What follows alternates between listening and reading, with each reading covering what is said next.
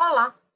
Hoje nós vamos trabalhar mais um conteúdo do sétimo ano que se refere às mudanças na Europa medieval, no final da Europa feudal, na realidade.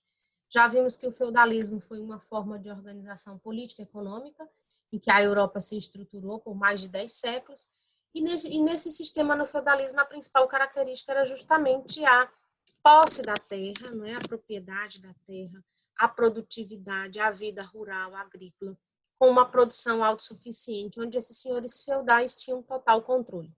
Nesta atividade de hoje, nós vamos trabalhar algumas características desse período, nessa primeira questão, justamente sobre os equipamentos, as tecnologias utilizadas nesta época. A partir do século XI, a Europa feudal passou por um conjunto de modificações de estrutura econômica, de estrutura política, que vão reestruturar, modificar o sistema feudal. Vamos aí. A primeira questão, ele quer saber sobre as relações entre esses equipamentos. A charrua, o sistema trienal de rotação de culturas, o atrelamento do cavalo ao peito e o aprimoramento dos moinhos. Aí ele diz no item, possibilitou o aumento da velocidade e da qualificação da moagem do grão. É justamente os moinhos de água que ficaram muito conhecidos nessa época. Mais à frente, os chamados moinhos de vento também vão fazer parte.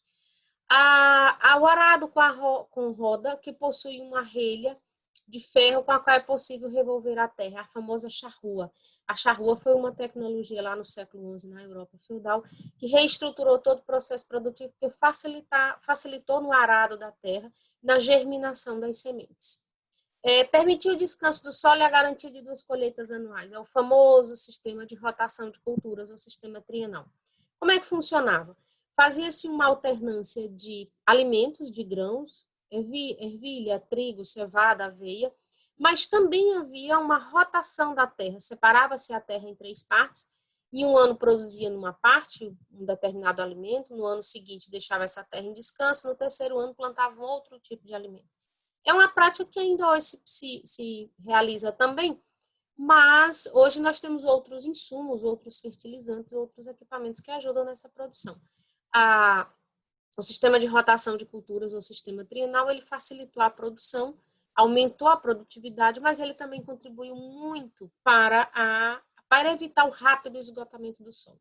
Então, aí na nossa primeira questão, a sequência correta é a letra C, 4, 1, 2 e 3.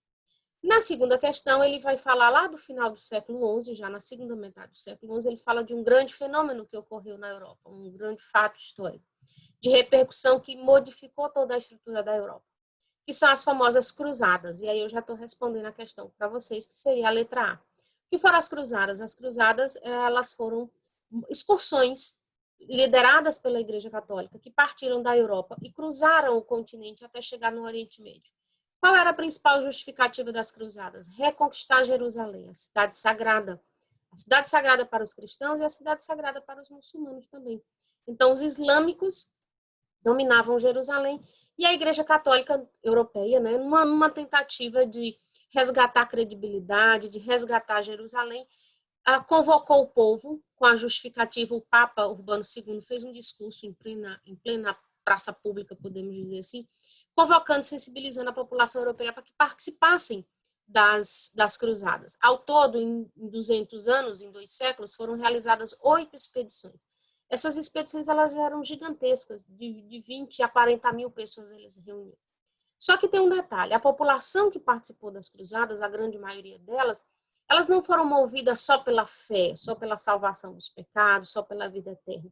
Elas foram movidas também pela possibilidade de melhorar de vida, de conquistar a terra, a possibilidade de conhecer outra região do mundo, outra cultura e encontrar outras possibilidades, melhoria de vida. Assim como nós ainda hoje fazemos migrações, buscando melhores condições de vida, de trabalho, de moradia, por N motivos. As cruzadas, ao final dos 200 anos, a igreja não conseguiu reconquistar Jerusalém, Jerusalém continuou dominada pelos muçulmanos, pelos islâmicos. Inclusive, se vocês quiserem assistir, existem filmes e vários documentários na internet muito disponível aí para você se informar mais sobre esse conteúdo, que foi um fato histórico que reestruturou a Europa. Por outro lado, o resultado principal das cruzadas foi a reabertura do comércio.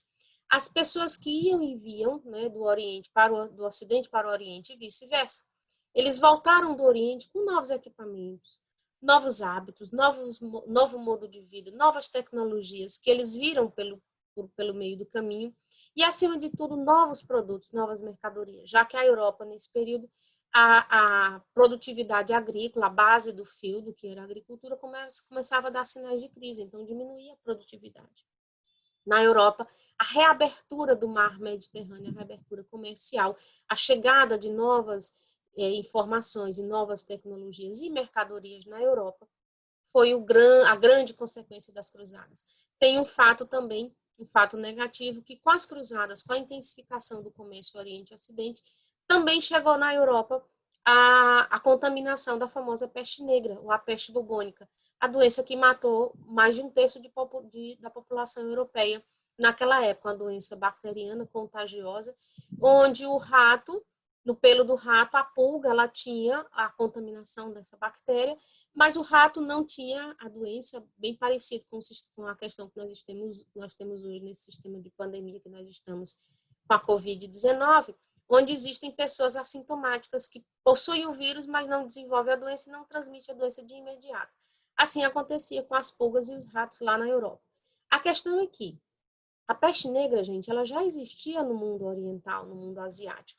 Só que as condições climáticas de lá, o clima e o modo de vida, a doença não se propagou a ponto de causar tanto impacto.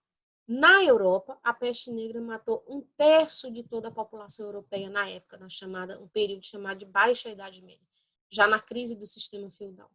E por que na Europa ela vira essa epidemia, diferente do que nós estamos vivendo hoje? Hoje nós estamos numa pandemia da Covid-19, porque a doença se alastrou pelo mundo. À época, o que foi chamado de peste negra como epidemia, ela recebeu esse nome de peste negra por conta da ideia de amaldiçoar, de algo que é negativo, mas o nome científico da doença é peste bubônica. Ela virou uma epidemia. Por quê? Porque ela se localizou na Europa. Ela não ultrapassou continentes. Então, ela ficou caracterizada de forma epidemiológica como epidemia. O que acontece? Na Europa, a bactéria encontrou um clima frio, muito favorável à sua reprodução, mas, além disso, ela encontrou também as condições de sobrevivência dessa população. Problemas sanitários, não existiam as fossas sépticas, água canalizada, banheiro. A Europa não tinha isso naquela época, as condições de higiene, os esgotos a céu aberto, lixo. E outro problema seríssimo que a população europeia tinha hábitos de higiene restritos, o acesso à água, a higienização, mas também essa população europeia ela tinha uma dificuldade de alimentação, já que boa parte da produção alimentar era de posse do senhor feudal e era usada para comercializar. Então, essa população ela era, digamos, pouco nutrida ou com a baixa imunidade, como se falamos na linguagem de hoje. Todos esses fatores favoreceram a peste negra virar uma epidemia na Europa, matando um terço da população. E voltando à questão, as cruzadas foram essas expedições lideradas pela Igreja Católica, mas que assumiam um caráter militar, de conquista territorial, de conquista de riquezas e de produtos também. Vamos lá. Terceira questão, ela fala das cidades, do surgimento das cidades. O renascimento comercial e o renascimento das cidades se dá justamente como uma consequência das cruzadas na Europa, onde vai se intensificar a atividade comercial. E essas cidades, elas tinham que ter muralhas de proteção, elas tinham que ser protegidas para evitar as invasões, o saque e o domínio. Essas cidades, elas começaram a se desenvolver através das famosas cartas de franquia, que seria uma autorização de permissão para desenvolvimento comercial e para a circulação de pessoas. O texto do Pierre Vilar, que é um historiador medievalista, ele vai justamente falar o que está na letra A. Os moradores da cidade gozavam de uma significativa liberdade, parcial liberdade, submetidos às autoridades dos seus senhores, que lhe cobravam as taxas e impostos, os famosos impostos que são cobrados até hoje. Essas cidades elas foram se reestruturando e se desenvolvendo. Ao entorno dela foram acontecendo as chamadas feiras, as feiras medievais, inicialmente anualmente, depois semestralmente, e depois ficou cotidiano, tal como nós temos hoje. As feiras que nós realizamos nos bairros ou nas cidades, que tem uma vez por semana, ou às vezes a área do mercado, a feira que tem um dia mais intenso da semana, É uma herança da Europa medieval que nós temos até hoje. Na quarta questão, ele vai falar sobre justamente essa atividade comercial lá no século XI na Europa. Vamos aí. Até já antecipei um pouco agora. As primeiras feiras eram organizadas por mercadores, que eram cotidianas. Não, isso é errado. Elas eram anualmente. Depois, com o desenvolvimento, foi que elas se tornaram uma atividade mais comum. Nós, hoje, do século XXI, é que temos essas feiras cotidianas. O crescimento do comércio tornou-se com o uso de moeda mais frequente, sim, exigindo os negociantes, os cambistas, os banqueiros, o surgimento das famosas casas bancárias, os bancos que nós temos hoje. As casas bancárias, eles surgem aí. E aí uma curiosidade, por que o nome de casas bancárias, né, e nós chamamos de bancos? Porque a troca comercial de moeda, o ajuste era feito em cima de um banquinho de madeira e ali fazia-se a troca, a conversão, se emprestava a juro e as atividades comerciais iniciaram assim. E aí deram origem às chamadas casas bancárias, que são os famosos bancos, as instituições financeiras que nós temos hoje, que facilitam muito nossa vida, já que nós utilizamos hoje cartões de crédito, transferências de dinheiro, pagamento, tudo feito através dos bancos, ou casas bancárias também, como são chamadas. Portanto, verdade. Os mercadores se dedicavam a comercializar produtos considerados raros? Sim, é essa a ideia desses produtos raros que vão dar origem um pouco mais à frente, lá no século XIV e XV, a chamada expansão marítimo comercial. A necessidade de buscar essas especiarias, de buscar ouro e prata lá pelos europeus, iniciado pelos portugueses e espanhóis, foi com que eles fizeram eles lá navegarem, saírem da Europa para buscar essas alternativas. E nestas navegações, os portugueses e os espanhóis chegaram aqui na América. Os portugueses colonizaram o Brasil e os espanhóis colonizaram a outra parte da América. Mas isso nós vamos ver no conteúdo mais à frente, numa próxima aula, certo? Voltando à questão, ele diz, o surgimento dos primeiros burgos, burgos era o nome dado às cidades, e burguês era o nome desses moradores que comercializavam. Por quê? Porque no entorno da cidade ela tinha uma muralha protetiva, daí o nome de burgos. Burgueses, comerciantes, moradores das cidades. E a revitalização desses burgos ocorreu com as feiras, à medida que essas feiras iam crescendo, ficaram rotas comerciais muito, muito famosas, como feiras na região da Alemanha, na região da França.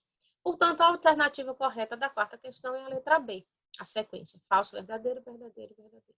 Na quinta questão, ele vai tratar de uma outra instituição também que surge nesse contexto do renascimento comercial e urbano na Europa, as chamadas corporações de ofício. O que eram essas corporações? O nome já diz, corporação, junto. Ofício era como se chamava o trabalhador, o trabalho. Alguém tinha um ofício. Marceneiros, sapateiros, costureiros, mercadores, era a profissão. O ofício seria a profissão. Corporações de ofício porque era uma espécie de associações destas pessoas de um determinado ofício que se reuniam justamente se uniam, seria uma semelhança ao que nós temos hoje dos sindicatos profissionais. Eles se uniam para garantir a produtividade, para garantir algumas seguranças para esses trabalhadores, para garantir a venda, para reivindicar a diminuição dos impostos, facilidade nas rotas comerciais. As famosas corporações de ofício. Eram também lugares onde as pessoas, os aprendizes, iam também desenvolver, aprender a profissão, que nós chamamos hoje de estagiário, digamos assim. Pois bem, hoje no nosso conteúdo nós trabalhamos essa parte da Europa medieval, das mudanças na Europa. Numa próxima aula nós vamos nos encontrar para discutir, dar continuidade com correções de exercício e revisão do nosso conteúdo de História do sexto ano. Até mais!